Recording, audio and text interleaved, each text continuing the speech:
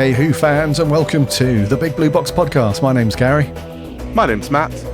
My name's Harry. And welcome to the September Roundtable. Cowabunga!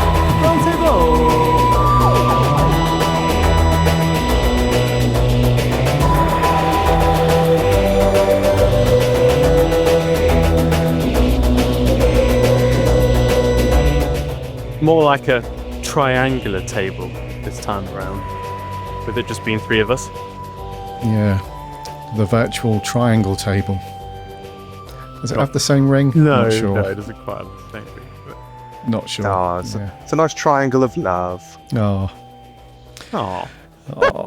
Well, it's been a minute, Who fans. Thank you very much for joining us once again for a roundtable. I don't think we've done one for the last 2 months. I could be wrong, but I think the last one was June, something like that. So we are back to talk about Doctor Who, of course. We've got a rundown on the recent event that Harry and I attended with some of the other Big Blue Box crew over in Derby. That was Whooverville 16 that we intended. We'll give you a lowdown and a quick chat and review on that stuff. And then we thought we'd do something different. Normally with the roundtable, we pluck a theme out the air and we talk about that for a little while and we get everybody's opinions, etc. This time we thought that we would dive into some stories that these guys haven't seen, incredibly, before. It was like I think one of us threw it in Discord ages ago and said, just confirming, we've all seen every story of Doctor Who, right? There isn't a gap. And miraculously, these guys were like, well, I haven't seen this one and I haven't seen that one. And I was like, this has got to stop. This is no good, Big Blue Box listener.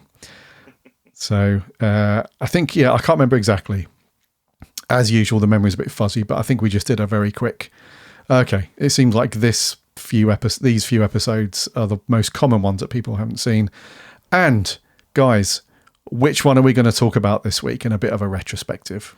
Come on, which one is it? Come on. Paradise Towers. Paradise Towers. Ooh, indeed. Was it incredibly? Paradise? Whoa. Yeah. Find out. As I said, quite incredibly or incredulously, I'm not sure. These guys have never seen Paradise Towers before having to watch it for this review. So we'll get onto that in a bit. It's only going to be myself, Matt, and Harry on this one. Jordan's busy. We think Maria's not feeling too hot. She's not been well, bless her, the last few days, a bit poorly. So I think she's going to sit this one out. So it's the company of the three around the triangle is going to be the order of the evening. So as always, Who fans, like I said, thank you very much for listening to another roundtable. Apologies that it's been a minute since the last one, but we're all behind the scenes. Don't worry, we're all behind the scenes in our Discord and WhatsApp group, like chatting away, like, yeah, we need to do the roundtable, we need to talk about this, think about that. So it's on our minds all the time. But alas, busy lives and busy things to do. Before we get cracking, as always, make sure you are following or subscribing to the Big Blue Box. That way you won't miss episodes when they go out. Especially, I know it hasn't been a couple of months, but normally once a month we'll do the roundtable. We'll get this lot together and we'll talk about all things Doctor Who, so you won't miss those. You can also read the articles that these guys do. They're over on the website, bigblueboxpodcast.co.uk. Check out all of their reviews and articles. These guys do Big Finish reviews, event roundups, merchandise reviews, on spot, like loads of cool things, editorials. Go and check all that stuff out. And there are links there to go off to the social channels as well, or just do a search of the Big Blue Box. You'll find us on there. Come and connect with us, chat Doctor Who throughout the week and throughout the month between episodes. And we also have a very cool free Discord server. So hop in there, chat Doctor Who with lots of other very cool Who fans. And in the quiet times that we're kind of going through at the moment with Doctor Who, there'll be lots to talk about and other things. So get stuck into all of that stuff. Before we get cracking, I've mentioned just then it has been quite quiet on the news front for Doctor Who in general, etc.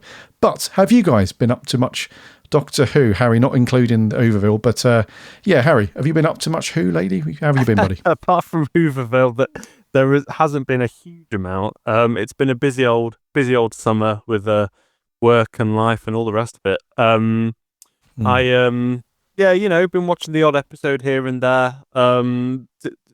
Topically, been watching a lot of McCoy. Good lad. I actually recently I watched Delta and the Bannerman for the first time, and Delta and the Bannerman is funny, so funny. It's such a brilliant story for, I guess you could say, all the wrong reasons. And I completely forgot Peterborough. I went to Peterborough to the Adventures in Time and Space unofficial Doctor Who exhibition. Yeah, I wrote an article on it. Go and have a read, listener. But yeah, that was fantastic. That was a brilliant birthday day out. That was.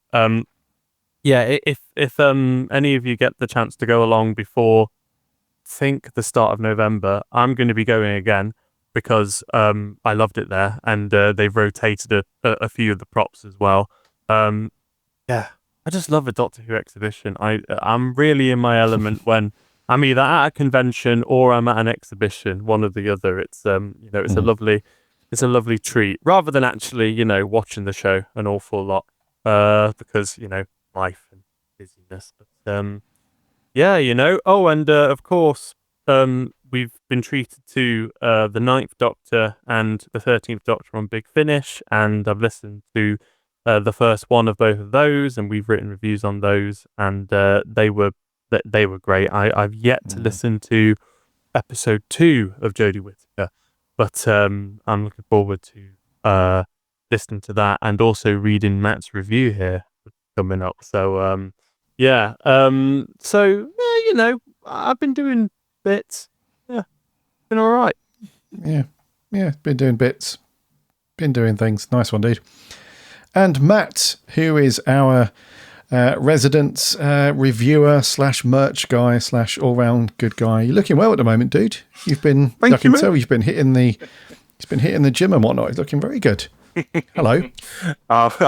Thank you very much. More of that, please. I'll just spend the entire time of the review being complimented. It's lovely. Yeah, no, thank you, mate. I'll Doctor Who that I've been up to. I was thinking about it, and yes, I say with like Harry was saying, we've been treated to the 9th Doctor and the 13th Doctor back on audio format. Obviously the 9th Doctor was here for a while previously, but back with Rose, and we've been reviewing those, and yeah, gosh, it's a breath of fresh air to listen to both of those, each for individual reasons. And I think especially I'm so excited to see what Big Finish do with Jodie's Doctor and give her the stories and the arc that she deserves.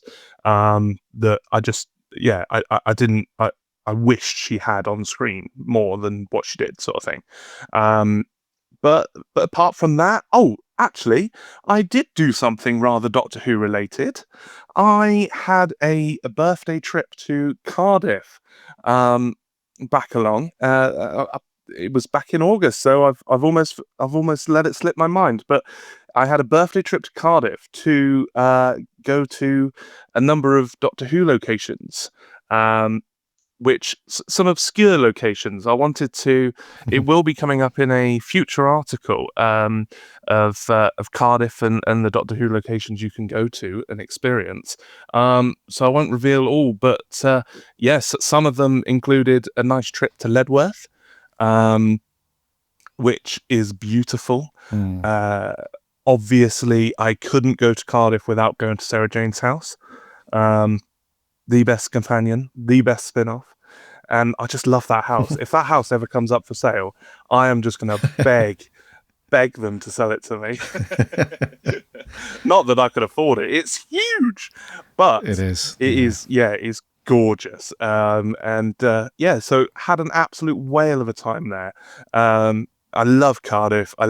You get the sense that you just, as soon as you come across the Severn Bridge and you're coming into Cardiff, you get a sense that you're becoming part of Doctor Who. You're entering that world, you look around and you're like, oh, I know, I've seen that and I've seen that, and you just get this sense. Maybe it's just the Whovian in me going a bit mad, but yeah, I can't get enough of Cardiff. And like I say, an article for that will be coming out soon, with some pretty cool photos I managed to grab. So yeah, Doctor Who wise, I think that's pretty much it. Pretty much. Oh, how's the Dalek build coming on? Or have you paused that for a bit? Paused that for a bit. I know. We are currently sort of redoing parts of the house. So I've got nowhere to do it currently. I'm in my little officey room currently, which there's so much stuff around me. I feel like if I move, something's going to fall over. So it's kind of it. I've got some work to do, and then I've got like, obviously I've stopped doing it, but they haven't stopped making it. So I've got like 3 or 4 boxes down there that I've just got to go through, and it looks really, really cool because I've had a little sneak peek of what's coming up in each issue, and yeah, it looks fantastic. And I'm going to be, when I've got the space and the time, I'm going to be going through it. I'm going to be trying to utilize some non-existent editing skills, and maybe try and video some stuff and pop it in our free Discord server where you can have a look and see what it's all about. Sounds very good. Tell you what, Matt, you need to get on it, because then it can do the housework for you, and then give you massages and make you tea. What we've been talking about. There's a point in that, actually. Yeah, Dalek Tat could make a resurgence, couldn't he? Mm-hmm. And good. Instead of being moody, I'll just tell him that he's got to make my tea and sweep the floor. Sweep the floor. I'm the merch guy now. You tell him. Yeah. Oh, bless you, man. So, for listeners' benefit, who's not listened to Matt's kind of virtual diary on this a few months back, he kicked off the build your own Dalek thing. Started off well, and now it's now needs to pick it back up immediately. Dead in the water. Mm-hmm. Unfortunately, and there's not a day goes by that I don't look at those boxes and think, I want to spend the entire weekend building this whopping great Dalek, and it looks insane. And what I've built so far is amazing. I've got like the dome part of the head, the eye stalk, which is all connected with 100 different wires. I'm just so excited to get it built. It's just getting that time to do it, which I'm just gonna take myself away. I'm gonna book like a Premier Inn somewhere, take all of my Dalek stuff, and just sit there building it all. Wowzers! Yeah. Well, I'm sure Matt will get on it, and he normally posts. We've actually got our own. Actually, have we? I think we've got our own channel in our Discord server just for your Dalek build. So, listener, if you're not on the Discord yet, hop in there and you can nag Matt to get that finished. So, the trip to Wales sounds really cool, dude. Cardiff and all that stuff. So, Dioch and Val, thank you very much. Harry, let's talk about Whooverville very quickly, because let's do it. I know we've got an article that's going to drop on the website soon. It's going to go into a lot more detail about that stuff, but let's just take 5 to talk about that, because it's you and I were talking off air before about conventions in general these days, and we were saying that I think most of us have been to many Doctor Who conventions for years now. So we've met all of the actors in the show pretty much. We've done the photo shoots, we've got the autographs, all that stuff. And we were saying that nowadays it's more about just hanging out with us lot, if we go as a Big Blue Box team, or meeting people who have listened to the show or read the articles, or just people that we've connected with about Doctor Who and seen them in person. And it's very cool. And I think you'll agree that Whooverville, that, it's not your first, but it was my first year of doing it. Even though Adam and I have been saying for years that we should go, it was my first one. It really does have that kind of old school convention feel about it, where it's kind of smaller than like the larger ones and more personal and more intimate and stuff. So an event like that, a convention like that, is the perfect opportunity to hang out with people and do that stuff. So did you find that this is your second one, I think, you've been to, right? So did you find that both times? Yeah. So the funny thing with the first one was that I went on my own. So I just turned up and I was, I think we were saying on the weekend that Derby's not too far from where we're based. So I was surprised I'd never been before that point. But no, I went last year and I, kind of kept myself to myself, said hello to a few people. But no, I still loved it. Whereas this second year, obviously, yourself and Maria and our honorary Big Blue Box member, Joe, we were at Whooverville and we were there for the weekend. And what struck me this year was kind of the social element around the convention day itself. Like there was stuff going on the night before, stuff going on the night of, and mainly just everyone congregating at a nearby hotel bar and just having drinks and waxing lyrical about Doctor Who and just kind of celebrating this show that we all love so much. And that was that was the main pull of it, to be honest, this year. Like, it was just nice to be around people who were so passionate about Doctor Who, especially, in the wake of how the last season went and all the uncertainty that we have around that. It was nice that we were, we could actually celebrate all the stuff we love about it. And, the reason why I'm annoyed about that kind of stuff is because we love it so much, So, it was, I loved it. And yeah, don't get me wrong, I still love getting all my autographs, and I managed to get everyone's autograph this year, which I was very happy about. And I had a picture with Terry Malloy and a picture with Joe Martin, which was really cool.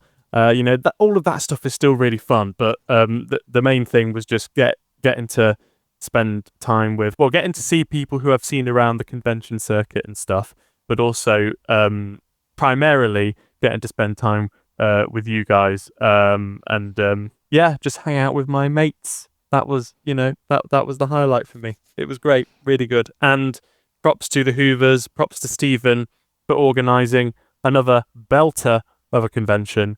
And, long may it continue. They're coming back next year to organise it again. The quad is financially secure, so it will keep on rolling. And Matt, really hope you're there next year. And Jordan as well, who also sadly couldn't make it. It'll be all of you guys come along. I was just listening to you saying about it there, and I saw some pictures of the event, and God, I'm so sad that I had to miss it because it looked like such a good event. And yeah, any time that you like you say, you meet up with fellow Whovians and people that you've met and talked to and become friends with over this little show that we love so much. And it's just it makes the events, doesn't it? That's part and parcel of a good event is like a cherry on the top, but it's the connecting with the fellow people that you've met along the way that's the real diamond there. Exactly that, dude. Yeah, it was very cool, and I'll just echo your thoughts on that, Harry. It was a huge props to Stephen and the other guys who set it all up and arranged it and continue to do it every year. It certainly won't be the last. Hoping to go next year. They've already announced it, like at the end of this one. It was Whooverville 17 is already. I think even tickets are on sale now, I believe, or already for it. I think, perhaps, I'm not sure, but it's definitely been announced. I'm not sure, but it was a really cool event nonetheless. It was very cool, and big props to Matthew Waterhouse as well for stepping in at the last moment. We were meant to have Maureen O'Brien, but she sadly couldn't make it. So Matthew hopped in with both feet and did a panel and did his autographs and pictures and so on. He was a good laugh as always. So yeah, it was really good. And Maria was was a great companion to us as the team member as well. And like you said, Joe, the honorary member of the Big Blue Box team. So we just need the full crew there next year. And yeah, maybe we can get something official happening with those guys and do like a live podcast or something like that. That'd be cool. Who knows? Who knows? And also, it'd be remiss of me not to mention Adam. It'd be great if Adam was there as well, but we know he's often, doing American stuff. American in stuff. the States. Yeah.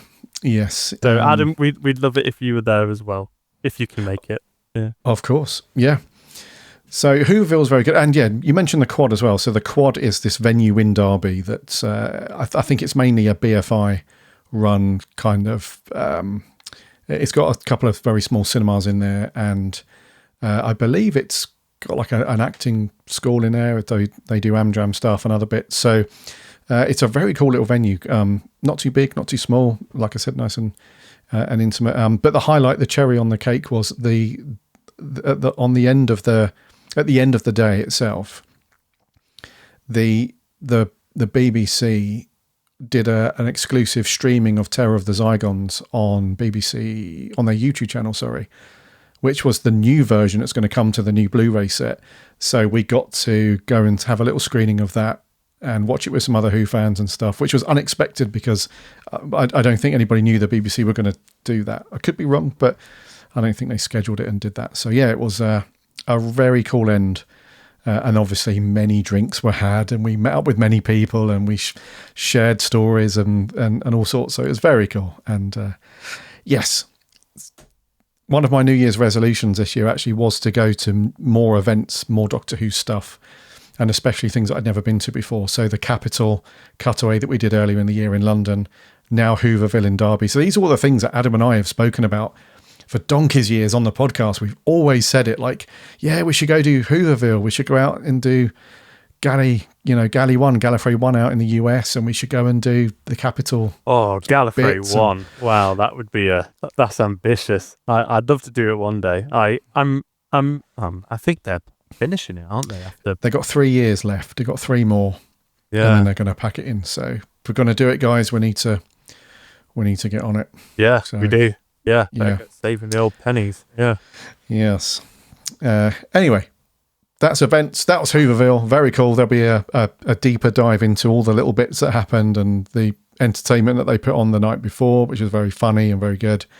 The impersonations, and Harry's put an article together for that, and a review and a rundown. We'll put that out. The question is, did I win anything in the raffle this year? You'll have to wait for the tune in to find out. Yeah. To find out. Yes, Harry's attempt number 2 at trying to win something at the Whoverville Derby raffle will be coming up. Alrighty, let's talk about the McCoy story that you guys have never seen before. I still can't believe. Anyway, Paradise Towers from, should we do it official like we normally do on the podcast? So actually, let's play the trailer. We've got a trailer for it before we dive in. Let's remind ourselves of the story. And dear listener, check this out. This is the one of the fan-made trailers, which is very cool, for Paradise Towers. Yes, I know. I am the chief caretaker, and I have no need to tell me I know who you are. This is the great architect return to Paradise Towers. Bid him welcome. All hail the great architect. All hail. All hail the great architect! Kill him.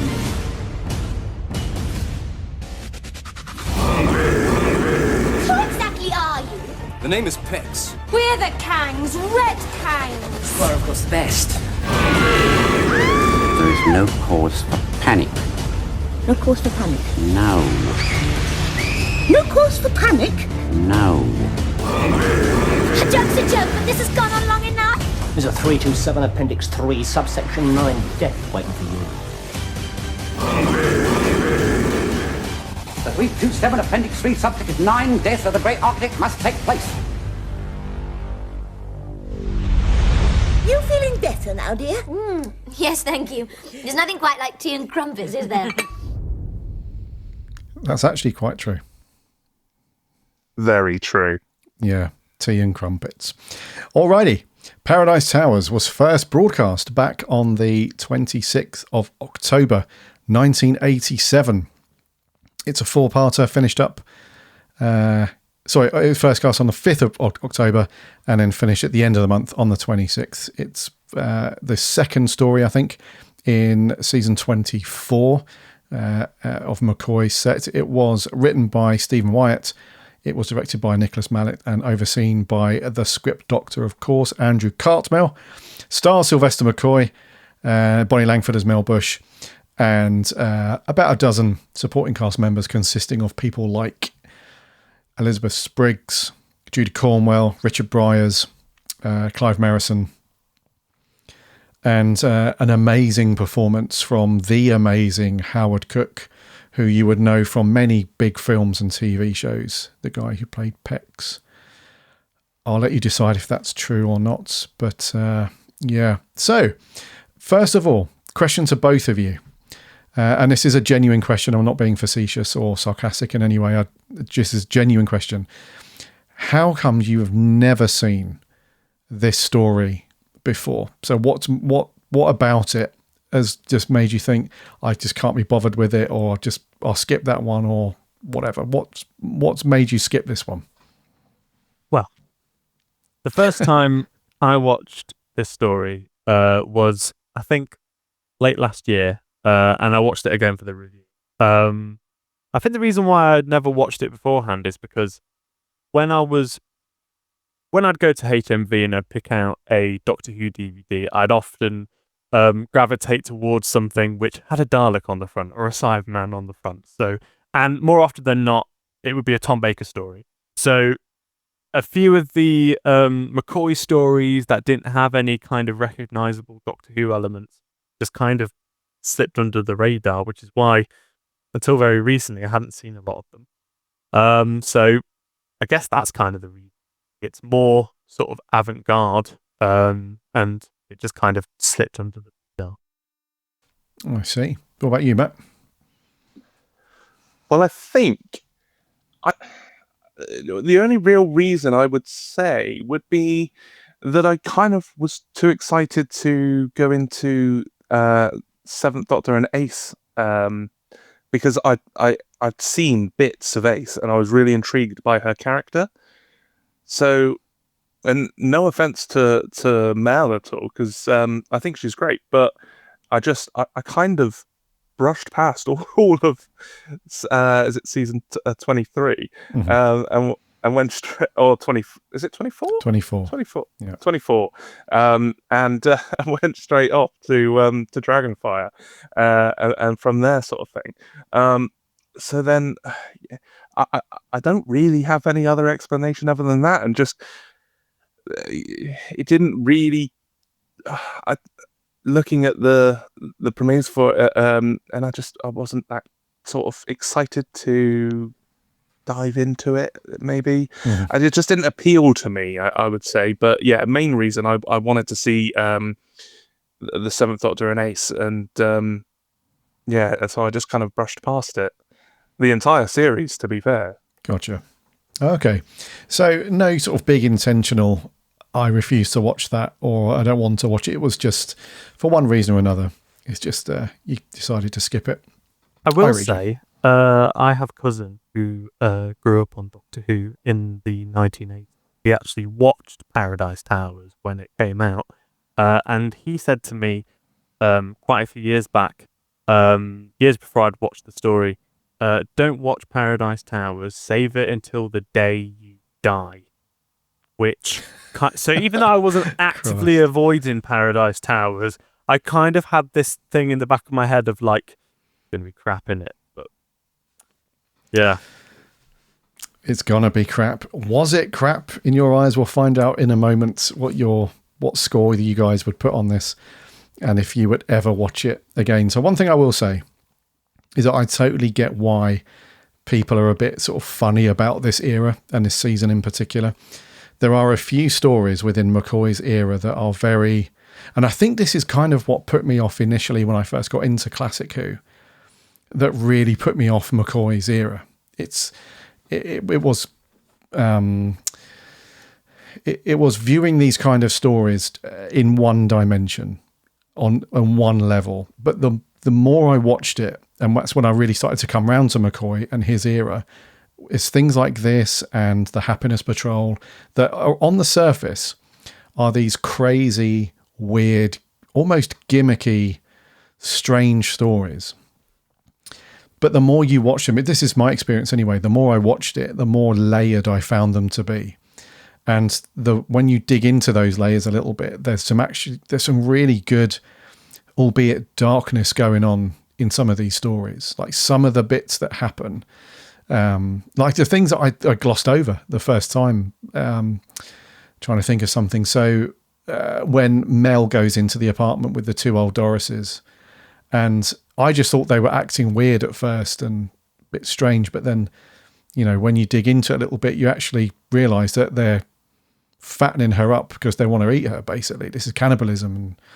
And, but you don't sort of get that dark layer to things until you've see beyond the weirdness on that top layer, so to speak. So did you guys find any of that when you were watching this, or any story in McCoy's era where, it does feel a little bit, very, very different to all of Doctor Who that came before it. And, a lot of people find it a bit weird, but did you delve deeper beyond that sort of top crust of weirdness? I would probably say yes to this one. It does take a little more thought into understanding the story. When some stories they're almost too in your face, and they tell you exactly what you need to know and feel and what to expect. This one, if you casually watch it, you're not going to get the same understanding as if you're really paying attention. These little things that are going on in the background, like you say, it does. I think the whole of McCoy's era, especially the couple story, because I've still not seen the majority of season 24, but especially those, they're distinctively I'll put my teeth in. They're distinctively different to the rest of Doctor Who. They've got this whole other feel to them, whether for good or for bad. I'll let you know my thoughts when we progress into Paradise Towers a bit more. But it needs a couple of watches, I believe, to really appreciate what's going on, sort of thing. Yes, agreed. It definitely does. Yeah. What about you, Harry? But yeah, the McCoy era, it feels very, like Matt said, distinctive, and the show definitely didn't go out on a whimper, I think, towards the end of the 1980s. And I feel like McCoy's character, particularly, grew and flourished throughout the whole of the tenure. I mean, I've seen all of it now, apart from Battlefield. And I'm going to get on to that because I'm making my way through season 25, so I'm doing it all in chronological order kind of thing. And I actually just rewatched the Happiness Patrol, and after many years, and that was great, and that was very layered, and I really enjoyed that and sort of mentally unpicking it a little bit.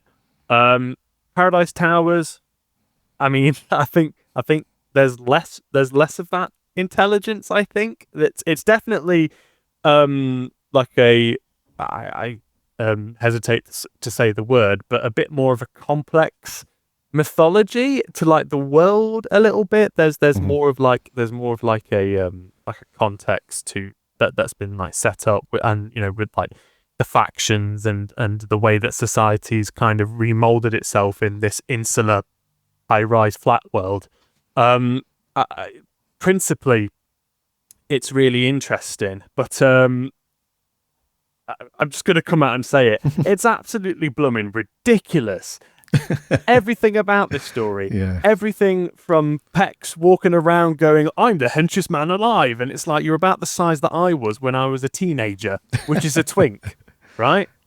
And Mel going on about the swimming pool. Oh, the swimming pool. And then we get to it, and it's this horrible, blooming, small, manky old thing that she swims in, and then all of a sudden, oh no, there is a yellow robot behind me, like as if she couldn't see it, like jump into the water, and just like the fact that the characters are called Bin Liner and Fire Escape, and what? I didn't get it.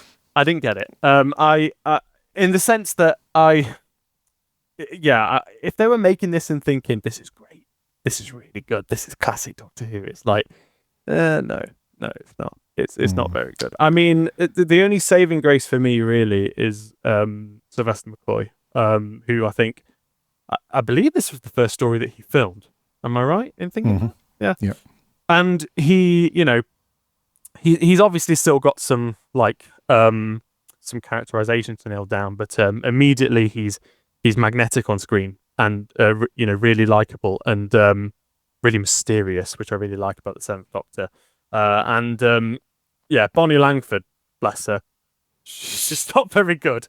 Everything is like overacted and like pantomime, and like I just I mean, when Ace comes along, she's a breath of fresh air, honestly, because she seems like a real person and a likable person. Mel is just incredibly annoying. Sorry to say it, she's better in the new series. I'll give her that. But I just think it's a shame because I think principally on paper, I think Paradise Tower sounds like it would be a good episode, but execution-wise, shall we say, it wasn't. They executed it. That's for sure. Yeah, and I think that's a common viewpoint with this story. It's definitely bonkers in a lot of ways. It's it's an interesting script because I think what Stephen Wyatt was trying to do was to have this kind of dark undertone, as you alluded to earlier, Harry, with this oppressive kind of thing going on in this one location where everybody's either conforming or they're on the run and they're being hunted down and whatnot by the legendary cleaners and those robots and stuff and that sort of thing. So I think that he tried to create this contrast between a kind of dark story, but at the same time being bonkers and having that contrast there. But it's definitely a common thing. And you mentioned Pex and stuff. Interesting story about the character of Pex. Initially, Stephen Wyatt wanted that character to be a very huge, muscle-bound, like big meathead kind of character, because he wanted that juxtaposition of being powerful and strong, but at the same time being incredibly stupid and just messes things up and, is constantly messing up and all the rest of it. But unbeknownst to them, the casting director had cast Howard Cook, this incredibly lean, almost skinny guy. So they were quite disappointed with that because they'd already given him the job, basically. They couldn't do anything about it at that point. But they kind of, the actor was, in their view, this is Andrew Cartmel saying that Howard Cook turned out to be actually a very good actor in their eyes. So it kind of made up for the disappointment with the casting. But Pex is he's an interesting one. And there's always that little kind of, is he, isn't he dead kind of thing, because you think he gets blown up at the end when he rugby tackles Richard Briers through the thing with the dynamite at the end. And you don't see him die. And then there's graffiti at the end that says Pex lives and stuff. So there's always this very cool, like, is he alive, is he dead sort of thing. Unlike something like Adric, where we know that he's definitely, blown to bits. I bet Pex probably jeffed off at the end. He was probably like, I'm fed up of everyone being really nasty to me. And now they all think I'm dead. Perfect. So he just leaves the block of flats. Yeah. Get out of that toxic situation, Pex. Yeah. And you mentioned it being McCoy's first story. This script was actually written before McCoy was cast as the Doctor. So what happened was, partway through, when Stephen Wyatt was writing it, he was sent a very early audition tape of McCoy for the Doctor, and so he based the script for, certainly the writing for the Doctor, off kind of McCoy's early audition stuff, but also based it on his presumably his favourite Dr. Patrick Troughton, that kind of vibe about it. So, an interesting story how this one came together in terms of the writing, casting, that kind of thing, and then just the ridiculousness of it all, with, like you said, the names and whatnot. It's a funny one. So, Matt, what did you think to some of the... because one thing that's very evident in this story, which is similar to previous eras of Doctor Who, but it's just it's the same but different problem, if this makes sense, so bear with. So in previous eras of Doctor Who, it was always this thing about almost claustrophobic nature to things, where it's just running down a lot of very small corridors, the reuse of sets, unless it was like a big location thing, but generally set stuff. Because I'm pretty sure that all of this is on set. It was all done in a studio. And it's the same kind of problem where it's all done on set fairly cheaply, but it's got a kind of two-toneness to it. It's got this underworld feel to it, where everything's kind of a bit dingy and grubby and stuff, where all the Kangs are and whatnot. But then you've got this bit where everyone's got their own apartment and it's all decorated lovely and stuff, and then the swimming pool where Mel is. What did you think to how that set design came across, and also the design for the cleaners, the robots, because they often get critique for being cheap and rubbish and stuff? Did that detract from how you felt about the story, or did you think, yeah, this is rubbish?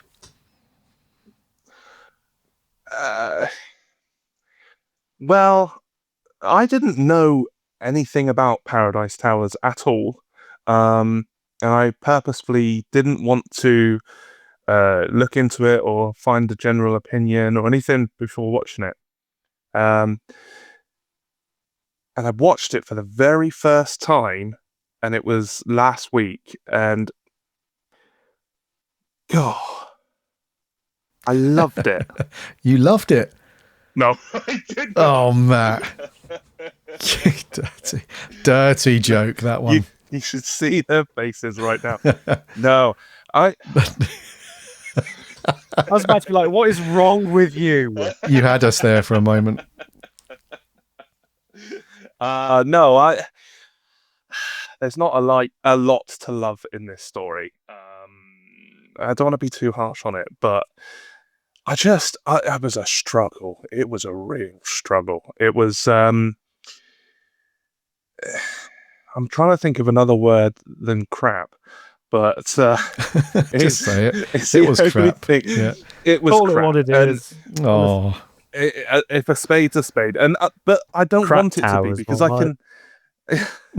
I can see what they were trying to do, and like the view of how it starts being this idyllic paradise, Paradise Towers, but and then it actually shows how society can quite quickly collapse, and how feral and humans can become, and how sort of almost factioned they become, and it's I like the idea, but I think with something like today, if the story was made today, I think it would be much better.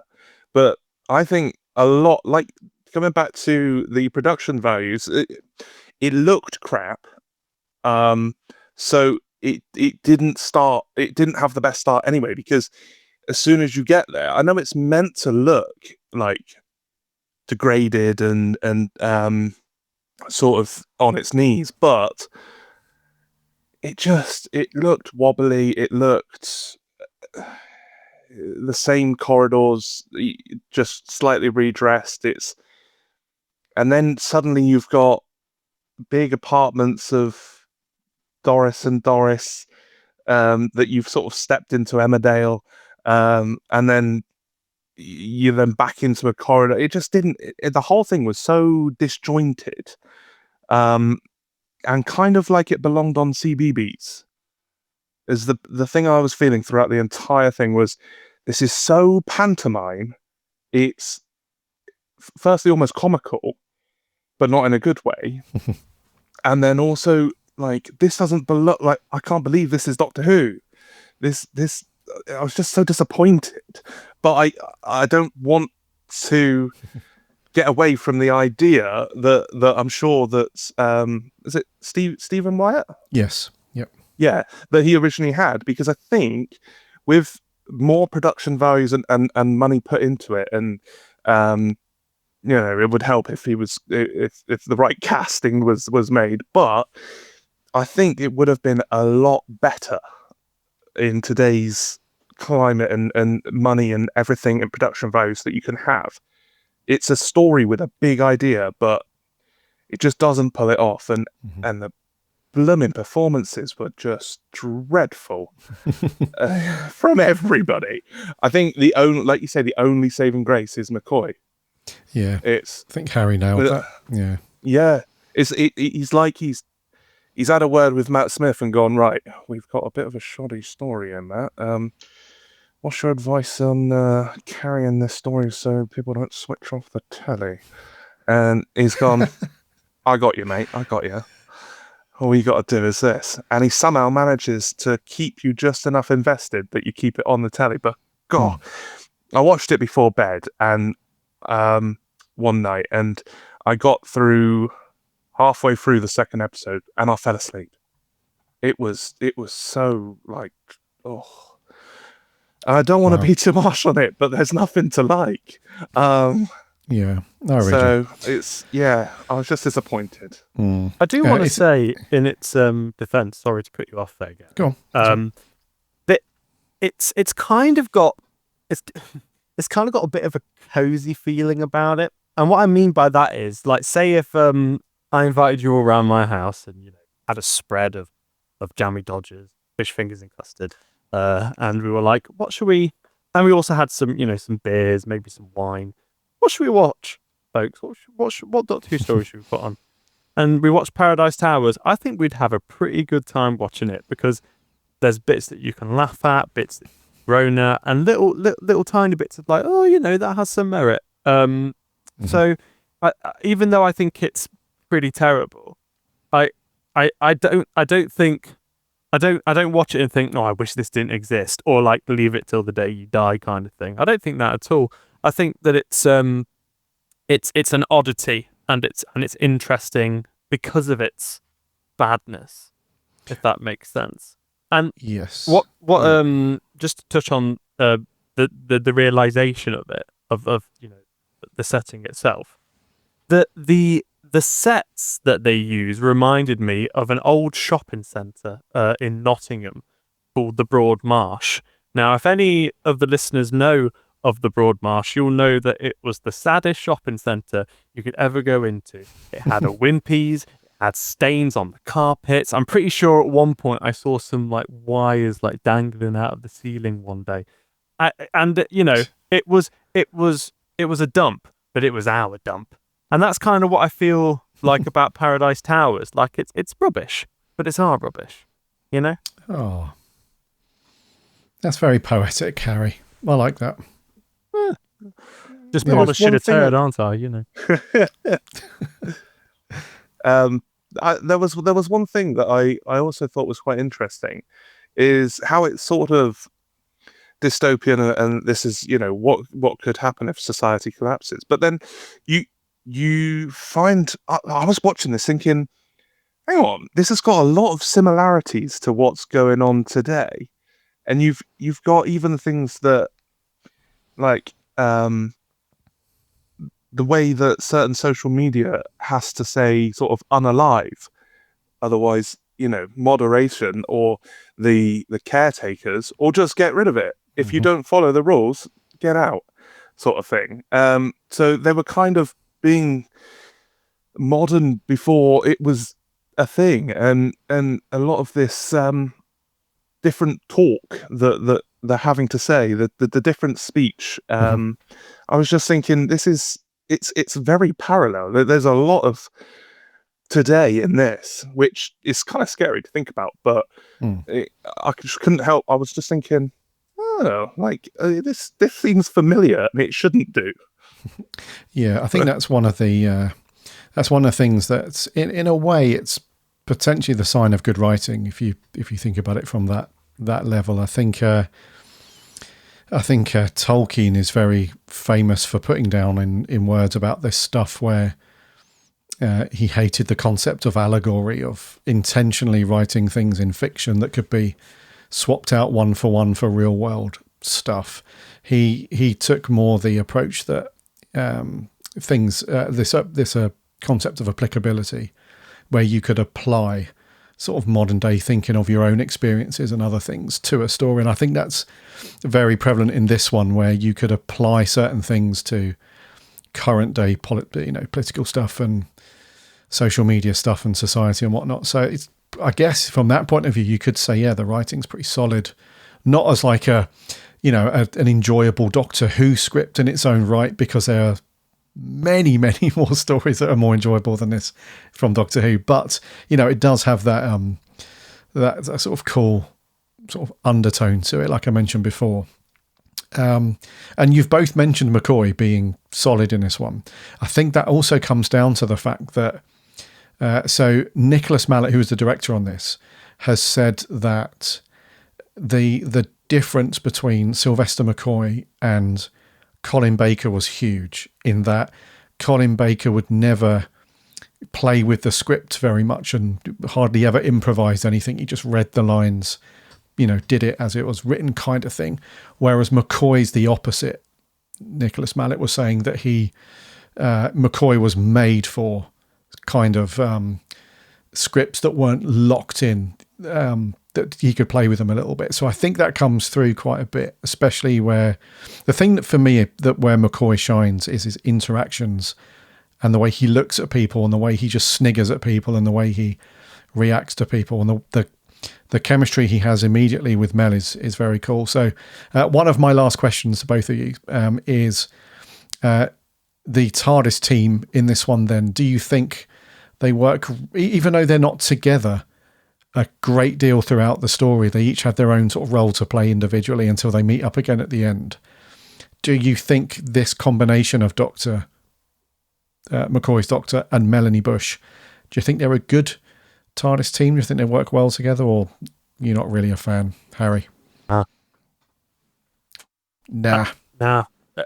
It's and I think it's mainly just because I find Mel a really irritating character. Again, it's just the way that Bolly Sangford plays it. It's just really like over the top, and like that bit that bit in that trailer you played about the tea and crumpets. Just like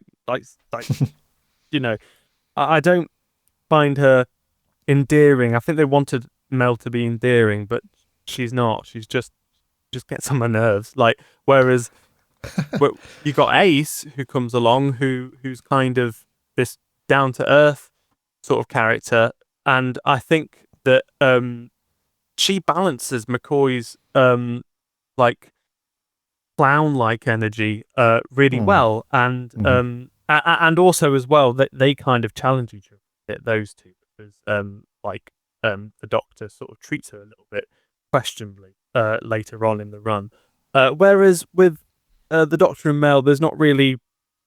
I think it's kind of telling that they were separated, because there isn't really much where that relationship can sort of go. And if you fast forward to Dragonfire, Mel just kind of says at the end of it, right, I'm off. There's no kind of emotional goodbye, at least. Well, there is one, but it feels very forced, kind of thing. And yeah, so no, it's not one of my favourite Doctor companion pairings, to be honest. I really like McCoy. Not a huge fan of Mel. If you really like Mel, or indeed you really like Paradise Towers, more power to you, absolutely. But yeah, for me, it just doesn't do anything for me. Gotcha. Okay, and I think again, that's a reasonably common view on it. One thing I will go to bat for with this duo is that. I think Matt mentioned this about something else earlier, is that you can totally see what they were trying to do with these characters and the way that the companions have been written in and how they interact with the Doctor and so on. More importantly, the casting and how they work together. I just think overall they were trying to do something very different at this point with the show, because you can't keep going down the same road of casting a new Doctor, having a companion come on board. The Doctor does crazy things, the companion does normal human things, and that's your balance. That's your balancing act, and you move on. So I think they were just trying to mix that up a little bit, which I guess was needed. But it just feels very, very different to like the very much loved teams of things like Tom Baker's Doctor and Sarah Jane and Peter Davison and Tegan, like that relationship and all that jazz. So yeah, very, very different. Matt, what's your view on old Mel Bush and the Doctor? Well, I'm actually going to withhold judgment because I just haven't seen hardly any of pre Russell T Davies Mel, and yeah, I really enjoyed Mel in series 14 and 15. Is it series 15?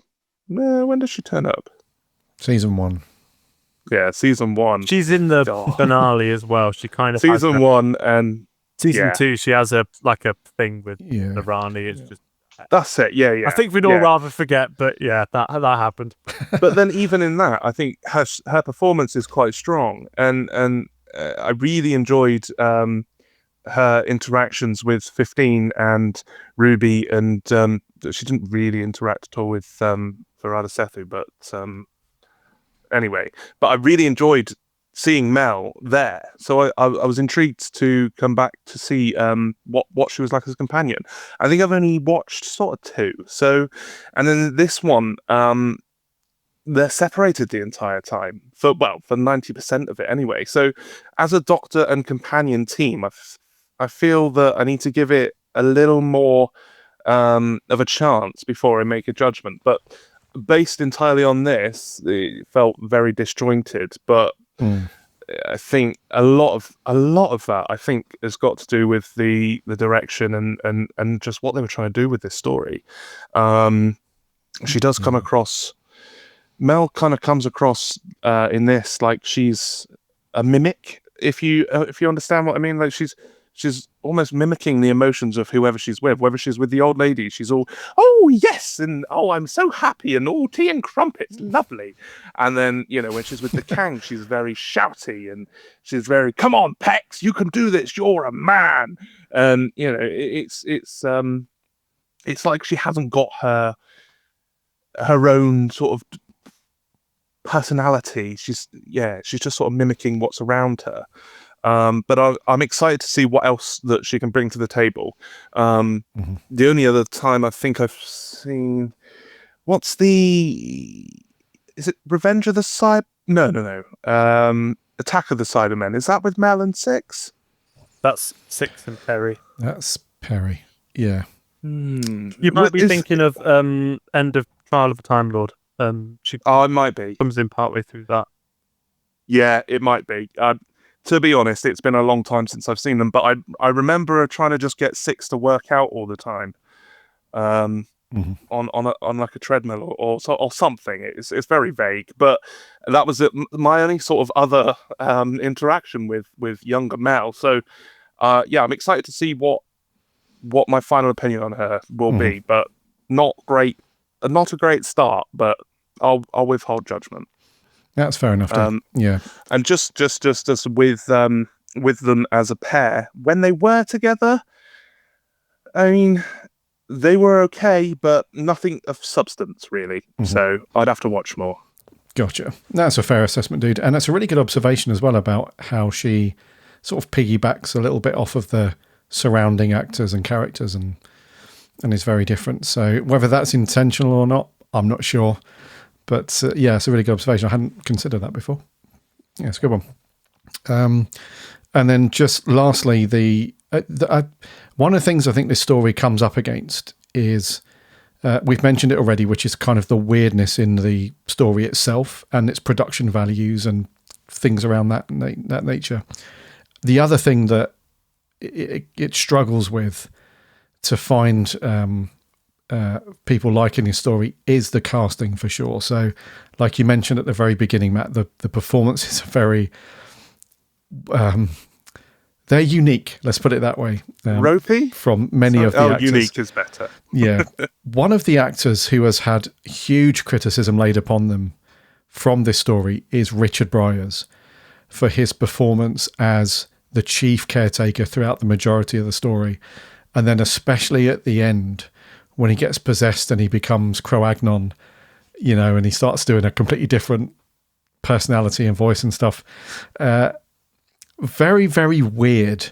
I think Richard Briers was quite, if I remember reading an interview or watching a special feature, I can't remember, this was years ago, but I'm pretty sure, or he was just known for saying that he was thrilled to be cast in Doctor Who. And he was under the impression that he was cast in Doctor Who because they wanted him to be a funny, comedic kind of thing that he was used to. And then when he was asked to do these more serious kind of character pieces and whatnot, it all kind of fell out a little bit in terms of the performances. So he's definitely one of the weaker ones, even though he's in it a lot.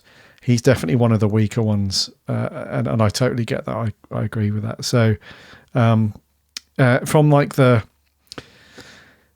it's kind of like visually, it's a little bit on the nose as well, like the Hitler Nazi kind of vibe that they've got going on, because they've got like the Nazi kind of uniforms as well, and and the square mustache under the nose and all this stuff. So visually they try to get this kind of oppressive dictatorship thing going on, but the way he plays it is just wipes that out completely. It's like a kid's entertainer has turned up inappropriately dressed to be a kid's entertainer. Like they expected a clown to like juggle some bowling pins and some balloon animals, and they get this thing. So yeah, just lastly, his performance and stuff. I assume you guys also thought that was ridiculous. I mean, one of the reasons why this story is terrible, because of the acting, and it's the choice that everyone seemed to make, or maybe this is how they were directed, I don't know, but just everyone really hams it the hell up, and like it has the energy of like I used to go to like this drama club when I was in secondary school, and it had the energy. It had like summer showcase kind of energy, like kind of like cringy kind of children TV kind of acting. It wasn't.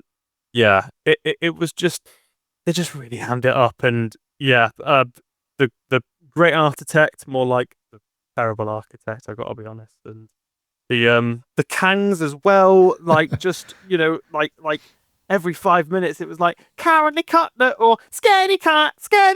It's just shut up. It's so irritating. And Pex, I mean, you've got to laugh at Pex, but just I just don't understand why, because the story itself is really gritty, really and and politically charged, but for some reason everyone acts like it's CBeebies Panto. It's a very strange, it adds to the quirkiness of it for sure, but it's a very strange choice. I don't quite know how that ended up happening, because everyone acts like that. It's really, it's bizarre. I find it bizarre. Yeah, no, I agree. Matt, your thoughts on Richard Briers and that sort of thing? Yeah, I just nodded my way through this. It's just it's almost, it's just comical. But not in a good way, and it is just it's almost like embarrassingly so at certain points. You think, oh my god, like, is this the direction that they actually went with, or is this like, are you just trying to get all of your different acting chops in the one scene that you're in, sort of thing? And it screams of, this was made for children. Like they took this being a family show and made it, no, this is for CBeebies, or at the time like children's television would have been, sort of thing. But it doesn't match with the story that they've got going. But the direction, it's like, they've just all come out of Teletubbies and they've gone into Paradise Towers, and then they've forgotten that they've switched. You know, it's just it's just dreadful. And like the Kangs, I think the only saving grace was actually the two old Dorises. I kind of liked them. Oh, you know? Tabby and Tilda. They were the best out of a bad bunch. Their performances are by no means, Oscar worthy, but they were the best out of a bad bunch, and everybody was terrible. But I did get the sense that something darker was afoot with these two. There was menace in their eyes, and they portrayed that.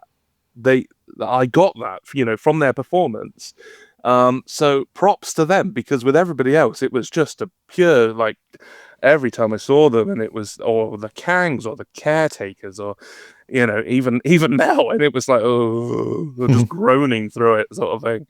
And the blooming Kangs, I think they got to be the worst. Every time it was a song and a dance and it was shouting, and it was like, oh my god, just shut up, just talk at a normal level. Yeah. Gotcha. So yeah, whether it was direction or what, I don't know, but terrible. Mm-hmm. Yep. Okay. Before we get on to scores, we've been reasonably critical, as I think listeners would expect with this story in particular. Was there any one thing that you did like? Is there one thing that you can take away from the story that you thought, actually, that element of it was great? Is there anything like that? You can just stick with McCoy's performance if that was your key sort of positive takeaway, but is there anything else that you thought, actually, that was really cool? If you have to scratch your foreheads more than a few seconds, then probably no. So, right at the beginning, there's the title sequence, and then the end. No, I was joking. I like the bit where it says Doctor Who. No. Like I said, I liked the two older ladies. What did you say they were called?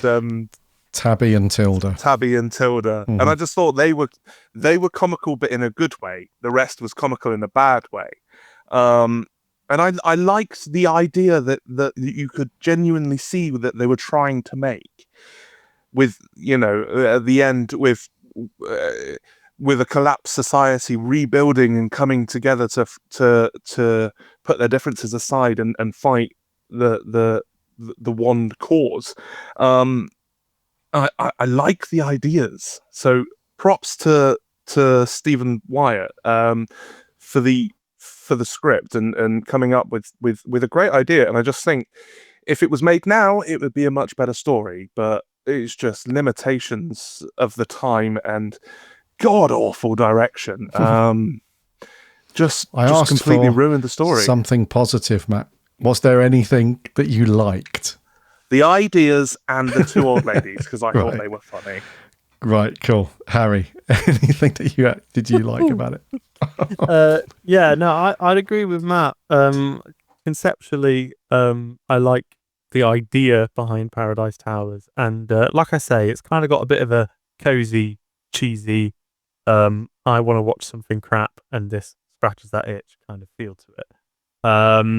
I think, I mean, if it was made with today's production values, if the acting was a bit more grounded, then it would be a better story. And I'd even be tempted to pick up the Target novel of this one and have a read, because away from all of the people whining scaredy cat, I feel like it would probably be a bit more enjoyable and a bit less intolerable. So just to try and keep it positive. So I'd agree with Matt totally. The conceptually, I like the ideas in there for sure. Yeah, gotcha. Stephen Wyatt actually wrote the Target book, so he expands on nice. some of the gaps and some of the other little bits that didn't make it on screen and so on. So apparently, it's a good read. Oh, wicked! Can I just say one thing that I wonder if you guys agree on or not? It's just popped into my head, but the girl who waited, is that's kind of a bit like Paradise Towers, but done better. Sort of this whole sort of building where there's multiple sort of levels. They can't find each other, but the production values of that is higher. So I think there's not much substance to that story, but it works out better for the production values of the time. You've got the cheesy robots. It's kind of just popped into my head. I wondered if anybody else thought of that.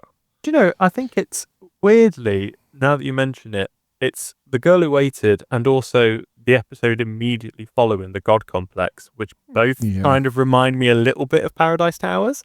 It's I know The God Complex is meant to be like a hotel, but it's kind of got like a similar sort of, it's all in one setting and there's some ridiculous things going on kind of vibe. But The God Complex is really grounded kind of, it takes itself really seriously from what I remember. And it's actually a little bit freaky, that one. So yeah, there was something in the water in the writers that one. I bet they were watching Paradise Towers with Jammy Dodgers and fish fingers and custard. Wouldn't surprise After me. a few beers, yeah. Or many bottles of wine. Yeah. Well, knowing Moffat's writer's room, it probably would be. Defo. Yeah. Red wine. Yeah. Okay, couple of bits of quick trivia for you, which I found really interesting. In the Kang's lair, there was loads of set dressing and so on. Some of the barrels that were in the set were from the Alien movies. They had the Wayland Yutuni logo on the side of the barrels where they tried to paint over them, but the paint had faded a bit and you can see the logo. And how did they get hold of them? That's cool. So it was just props that were passed around from production studios around the 80s and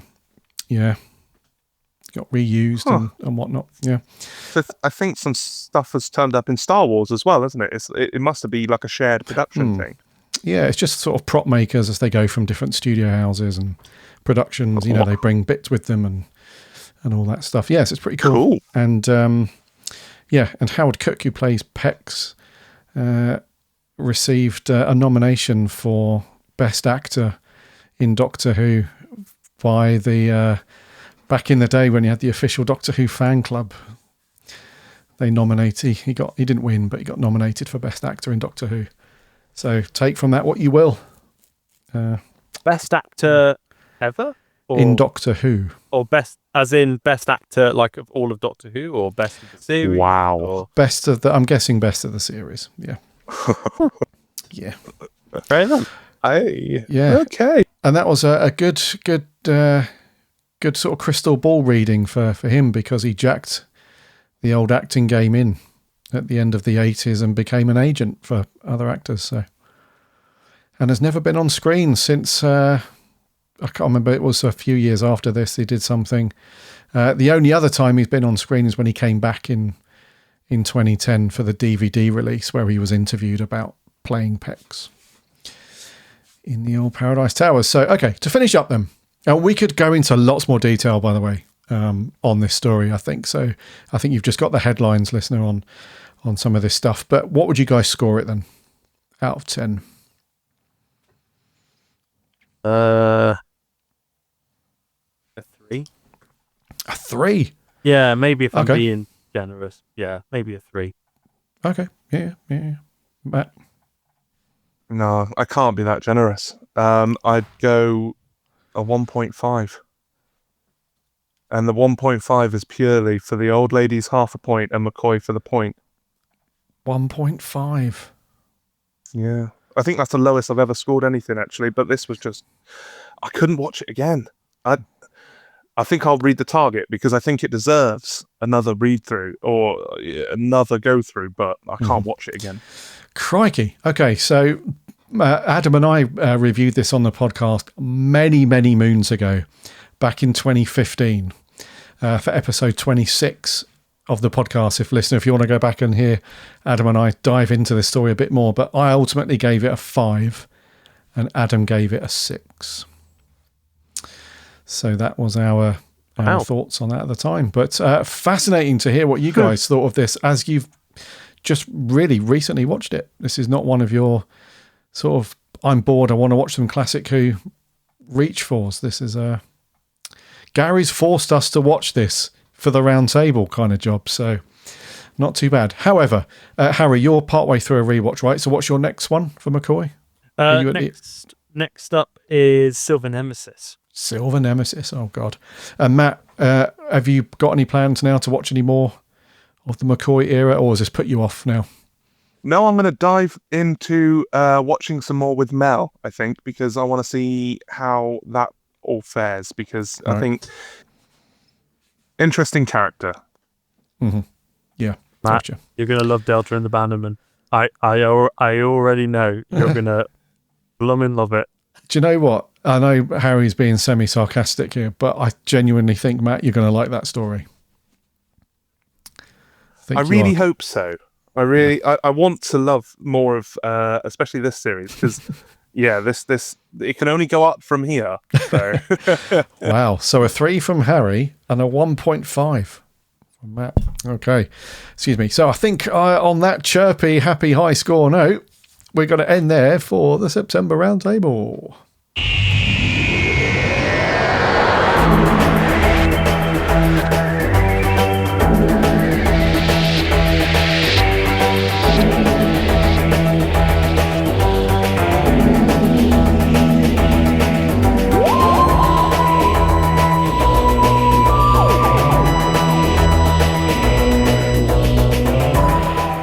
Thank you very much for coming back to listen to another episode of the Big Blue Box Roundtable. That was the September Roundtable. We won't leave it so long this time. We'll get back into the rhythm of it. We'll be back next month to either talk about plenty of Doctor Who news, anything that's coming up on the radar, any of that stuff, or we shall do the same thing as this month, where we'll pick a story that these guys haven't seen before, or they haven't seen as much, or one that they've watched many, many moons ago, but their opinion may have changed if they've only watched it the once many years ago. So we'll do something like that. So let us know what type of episode you want us to do. Hit us up on the socials, search for the Big Blue Box Podcast, or head over to the website, bigblueboxpodcast.co.uk. There are links there to the socials, and give us a like and a follow while you're there, so you can chat with us. Not just about this, but other stuff to do with Doctor Who. And while you're on the website, you can obviously read the articles and reviews. That's what these guys are here for, to give you all the cool rundowns and reviews on all the Big Finish, newer Doctor Who, old Doctor Who events, everything like that. So go and check that out. Harry, Matt's left us, by the way. I think his phone's died, but Harry, amazing to chat with you as well about all things Doctor Who and, of course, Paradise Towers. So thank you very much, my friend. Thank you, Gary. Yeah, it's good to be back again at the old round triangular table. Looking forward to the next one. Indeedy. So I will say a goodbye and everybody from Matt. His phone has died, but we will be back with Matt on the next roundtable. He just got fed up of talking about Paradise Towers. That's the thing. Probably. So until next time, we'll see you then. So take care of yourselves and remember,